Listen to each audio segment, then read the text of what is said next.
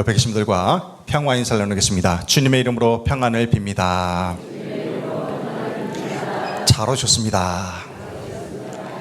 네, 우리 오늘 어린이부 아이들도 유아실에서 지금 다 예배를 드리고 있는데요. 어린이부 아이들 손 한번 들어주세요. 손 한번 흔들어주세요. 예, 많이 있습니다. 저기 좁은 방에 오밀조밀 예배를 드리고 있습니다. 그리고 청소년부 손 들어보세요.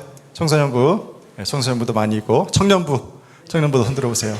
그리고 장년부도 이렇게 어린아이부터 장년에 이르기까지 우리 덕성교회 모든 성도들이 한자리에서 예배를 드리게 되었습니다.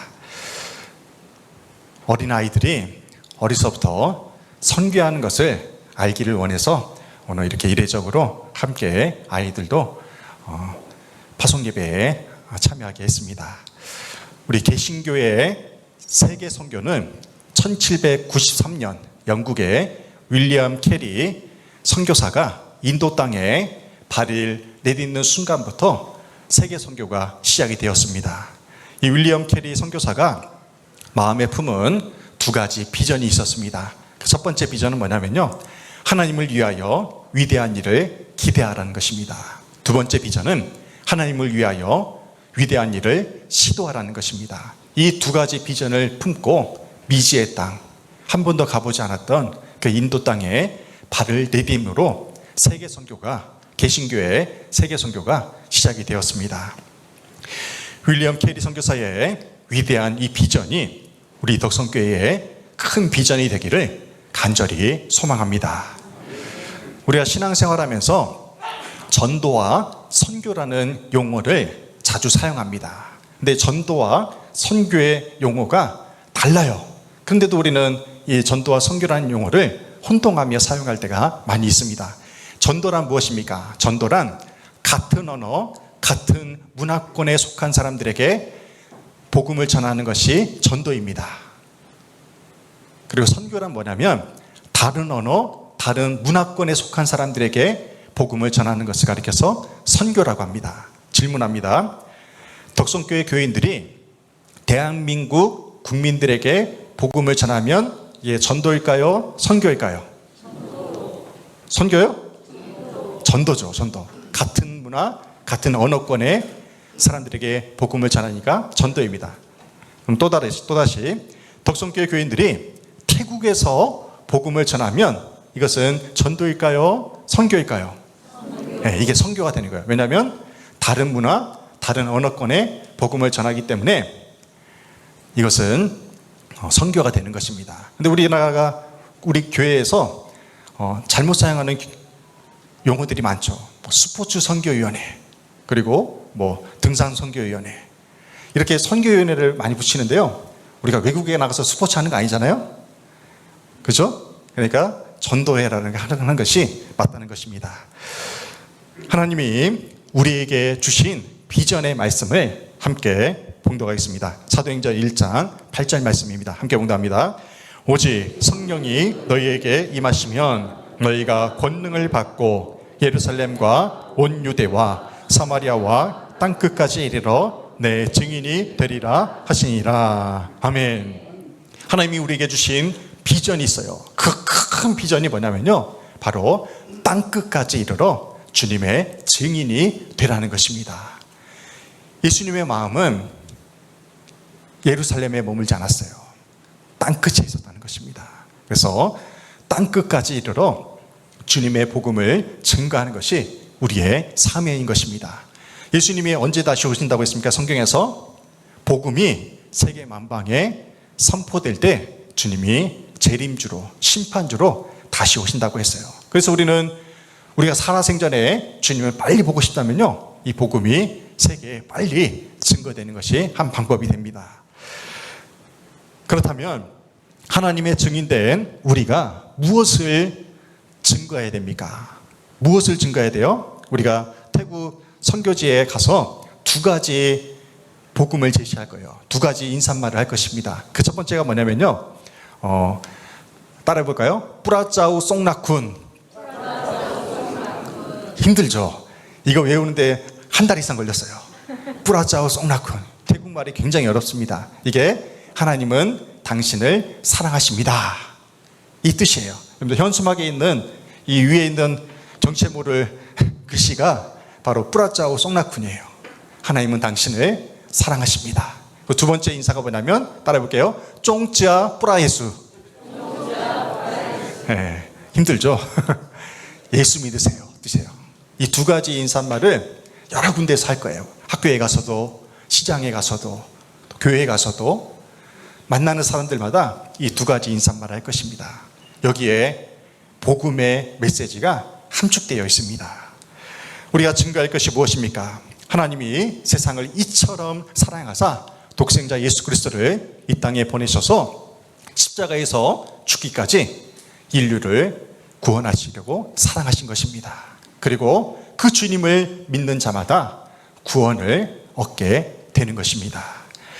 세상에 법정에 증인들이 있어요. 우리가 법정에 서면 증인들이 있습니다. 그리고 예수님을 믿는 그리스도인인 또한 증인으로 서게 되는데요.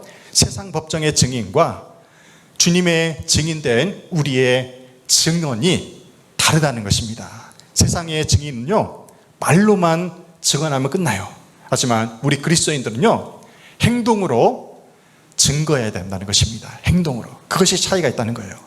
그래서 주님은 제자들에게 예루살렘을 떠나지 말고 약속하신 성령을 기다리라고 말씀하십니다. 왜 주님께서 예루살렘을 떠나지 말고 성령이 임하기까지 기다리라고 말씀하셨을까요? 지금 제자들은 마음이 많이 급했을 거예요. 주님은 하늘로 승천하셨고요. 그 승천하신 모습을 제자들이 봤어요. 가슴이 뜨거워졌어요. 빨리 가서 복음을 전해야지. 주님의 마지막 명령을 빨리 가서 실천해야지. 그런 마음이 있었어요. 근데 주님께서요, 뭐라고 말씀하시냐면 약속하신 성령을 기다리라. 어디를 떠나지 말고요, 예루살렘을 떠나지 말고 약속하신 성령을 기다리고 있어요. 여기서 예루살렘이 무슨 뜻이냐면요, 평화의 터전입니다. 평화의 터전. 그들이 살고 있는 그 지역사회를 먼저 평화의 터전으로 일구하라는 뜻이에요. 그리고 나서 성령을 받아 해외로 땅끝까지 복음을 증거하라고 명하신 것입니다. 이것이 굉장히 중요한 의미가 담겨져 있어요.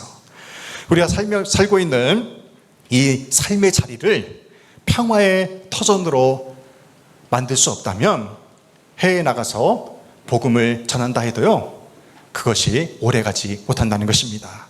주님은 제자들에게 예루살렘과 온 유대와 사마리아와 땅끝까지 이르러 내 증인이 되리라 명하셨습니다. 여기서 말하는 예루살렘이 어떤 의미냐면요, 평화의 터전이라는 의미입니다. 예루살렘은 평화의 터전인데 우리가 살고 있는 이 지역사회예요. 우리가 살고 있는 지역사회가 어디입니까? 용인시에 살고 있잖아요. 예루살렘은 우리가 살고 있는 용인시를 상징합니다. 그리고 수원에 사는 사람은 수원을 상징하겠죠. 우리가 살고 있는 지역, 그것이 바로 예루살렘입니다. 그리고 온 유대와, 유대는 나라 전체의 의미예요. 대한민국 전체의 복음을 전하라는 거예요. 그리고 나서 사마리아, 사마리아는 소외된 지역입니다. 북한 땅, 그리고 핍박받는 아프가니스탄이나 전쟁 중에 고통당하는 우크라이나, 그들에게 복음을 증가하라는 거예요. 그리고 마지막으로 땅끝으로 나아가라고 명하십니다. 땅끝은 앞서 말씀드렸듯이 다른 문화, 다른 언어권에 속한 사람들에게 복음을 증거하는 것입니다. 우리가 살고 있는 예루살렘, 이 용인시와 이 덕성리를 평화의 터전으로 가꾸지 못한다면 저 멀리 땅끝 해남이나 해외에 나가서 복음을 전한다고 해도요, 그것이 오래가지 못한다는 것입니다. 제가 두 가지 안 좋은 얘기를 할게요. 목회자들 중에 목회에서 실패하거나 탈진했을 때 차선책으로 해외 선교사로 나가는 경우가 종종 있습니다. 어느 목사님이 교인들과의 관계가 힘들어서 목회를 그만두고 좀 쉬다가 몽골에 선교사로 나갔어요. 근데 그 몽골에서도요, 2년을 버티지 못하고 다시 한국으로 돌아왔어요. 선교지에서도 실패한 것입니다. 그리고 또다시 쉬다가 목회를 다시 시작했어요. 하나님의 은혜죠. 근데 또다시 3년을 못 버티고 목회를 그만뒀어요. 왜 이런 일이 일어날까요? 예루살렘을 평화의 터전으로 가꾸지 못했기 때문에 해외에 나가서도, 땅끝을 향해 나가서도 성공하지 못하는 것입니다. 신학교에서 만난 목회자 부부가 있었어요.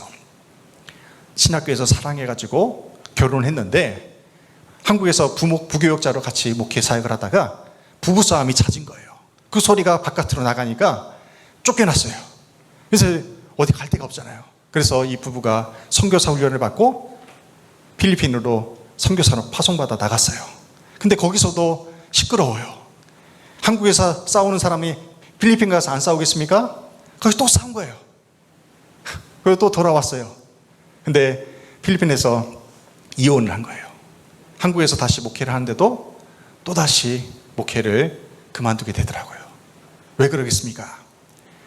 예루살렘에서 우리가 살고 있는 이 지역에서 우리가 평화의 터전을 만들지 못하면요, 저 멀리 땅끝을 향해 나아간다 해도 그곳을 평화의 터전으로 만들 수가 없다는 것입니다.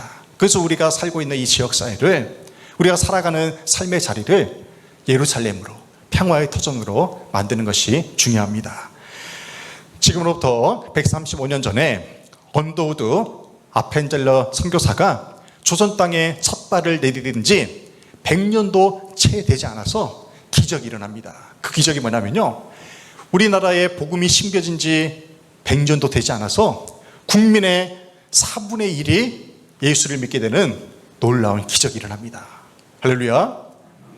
전 세계 선교 역사에 전무후무한 일이에요. 우리나라처럼 이렇게 100년도 되지 않아서 국민 4명 중에 1명이 예수를 믿는 것은 전 세계적으로 최초의 일입니다. 지금도 전 세계적으로 이런 나라가 없어요. 우리나라는 정말 축복받은 나라입니다. 우리 덕성교회의 80년 역사를 돌아보면요, 모든 것이 주님의 은혜였습니다. 주님의 몸된 교회를 위해서 눈물로 헌신해온 믿음의 선조들이 있었기에 오늘 우리가 이렇게 평화를 누리며 하나님께 감사함으로 예배드리고 선교할 수 있는 것입니다. 우리 덕성교회가 하나님의 영광을 위하여 더욱 위대한 일을 기대하고 위대한 일을 시도하기를 주님의 이름으로 축원합니다. 아멘. 태국 단기 선교를 떠나면서 이제 태국이라는 나라를 소개를 할게요. 그리고 우리가 가서 어떠한 사역을 하게 될지 소개를 하도록 하겠습니다. 태국의 국기예요. 국기가 저렇게 생겼고요. 태국의 종교는 전에도 한번 말씀드렸지만 불교를 믿는 사람들이 100명 중에 95명이에요.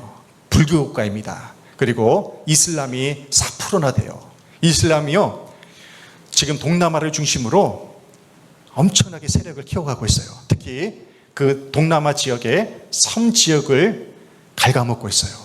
엄청나게 세력을 확산하고 있습니다. 근데 지금 우리나라의 태국의 기독교는 1%밖에 되지 않습니다. 참으로 안타까운 일이에요. 그래서 더욱더 그 땅에 복음이 필요합니다. 태국의 인구는 약 7,200만 명 정도 되는데요, 남한의 면적의 5배예요. 5배. 굉장히 넓은 나라죠. 우리나라 땅덩어리의 5배 큰 나라입니다. 그리고 태국의 상징물은 코끼리예요. 코끼리. 그리고 기후는 열대 우림 기후로 하루에도 몇 차례씩, 5차례 이상씩 그렇게 소나기가 왔다가 멈췄다가 해가 떴다가 비가 왔다가 그렇게 반복하는 날씨를 가지고 있습니다. 비행 지도를 보면요, 이제 우리가 오늘 저녁 8시 5분 비행기를 타고 태국에 약 6시간 비행기를 타고 가면 현지 시간으로 밤 12시 정도에 도착을 합니다. 시차가 2시간 시차예요. 태국이 2시간 느립니다. 그래서 우리가 저녁 8시에 출발해도 거기에 현지 시간으로 밤 12시에 도착을 하게 됩니다. 우리가 구체적으로 사역할 사역지는 태국의 수도인 방콕이라는 도시와 그리고 태국에서 아래쪽으로 좀 내려오면 우리나라 서울에서 용인 거리쯤 되는 촌뿌리 마을이 있어요. 촌뿌리 마을, 경기도라고 보면 돼요. 그 도시에 가서 또 복음을 전합니다. 그리고 태국의 가장 큰 휴양지인 파타야까지 그렇게 내려가게 됩니다. 거리가 그렇게 멀지가 않아요. 차를 타고 한두 시간쯤 그렇게 이동해서 갈 수 있는 그런 거리에서 복음을 전하게 됩니다. 우리가 방문하는 교회가 크게 2개의 교회가 있는데요. 클렁당 교회가 우리 장병조 선교사님이 태국에서 30년 이상 지금 선교사로 헌신하고 있어요. 한 나라에서 30년 이상 선교한다는 것은 결코 쉬운 일이 아닙니다. 거의 현지인에 가까워요. 그분이 30년 선교해왔던 그 여정들을 그 클렁당 교회에 가서 함께 나누면서 은혜를 나누고요. 그리고 분이엘 교회인데요. 이 분이엘 교회는 현지 목회자가 목회를 하는데 참 귀한 사역을 감당하고 있어요. 교도 사역과 그리고 고한 사역을 중심으로 교인들이 굉장히 뜨겁게 기도하면서 그 교회가 부흥 성장하고 있다고 합니다. 그 교회를 방문해서 거기에서 우리가 공연도 하고 또 간증 집회도 하고 그런 은혜로운 시간을 갖습니다. 그리고 우리가 가면 태국에서 선교사님들 15분과 축구 시합을 합니다. 우리 선교팀 남자분들이 11명인데 거기 15분하고 같이 축구 시합을 해요. 그것은 이유는 하나예요.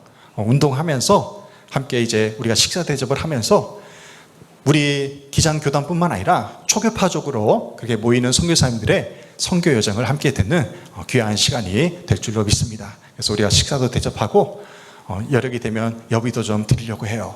그런 자리를 위해서 여러분들 기도해 주시고요. 그리고 가장 제가 기대되는 곳이 교도소예요. 교도소. 무섭잖아요. 교도소 하면 청소년 감호소래요. 청소년들이 죄를 지으면 오는 곳이 청소년 감호소인데 우리가 그곳에 가서 무슨 일을 하냐면요. 여러분들 7번 방의 선물이라는 영화 보셨어요? 거기 보면 교회에서 위문공연 가잖아요. 위문공연. 그래서 우리가 이제 3가지 준비를 했어요. 그것을 공연을 그 청소년들에게 보여주고 그리고 거기에서 끝나고 복음을 전하는 그 일을 하려고 합니다. 위에서 여러분들 기도해 주시기 바랍니다.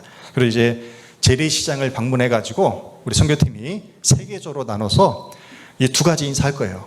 2가지 인사하면서 인당 5,000원씩 주면서 한국 돈으로 물건 사면서 이 2가지 인사로 전도하는 그러한 일을 할 거예요.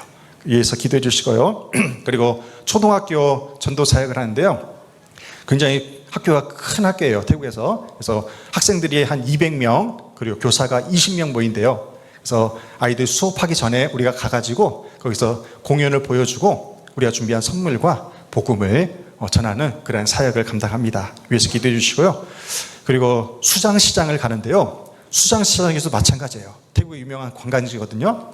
거기서도 물건 사면서 2가지 복음을 전하면서 그렇게 전하고자 합니다. 우리는 전할 뿐이에요. 거두는 일은 하나님이 하시는 일입니다. 성령이 하시는 일이에요. 위에서 기도해 주시고요. 우리가 3가지 공연을 준비했어요.